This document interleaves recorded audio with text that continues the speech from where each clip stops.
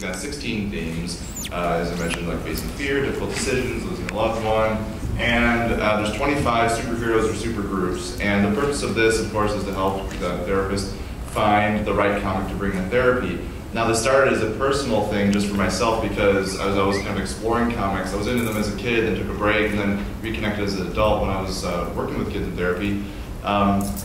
I realized that there's just, of course, so much. I live near Graham Crackers, if anyone's from the Chicago area.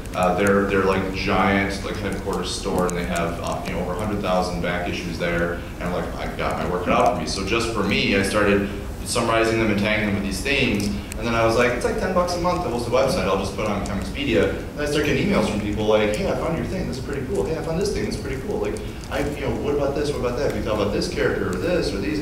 And like, I don't know any of you. And so then I made a Twitter account, and I was like, this is kind of cool. I guess I'll start tweeting. And then I started getting in contact with Travis and others, and like it just kind of grew from that. And then ComicsPedia then changed like as a database, like stays, but now my website also has the geek culture stuff. I have my students from the geek culture and therapy class come up with ways to use geek culture in individual or group therapy. They use research to support it, and then they give you a sort of like how-to, materials you need, target population, troubleshooting, all that stuff. And that's there because because I saw the benefit of taking a work and putting it out for other people, because it's like, I thought it was just helpful for me. Let's see what's good for other people.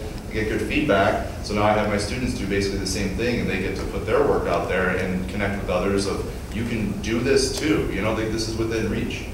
You mentioned students, so you're using you're using comic books in the classroom. Yeah. And how many of us are using comic books in classrooms?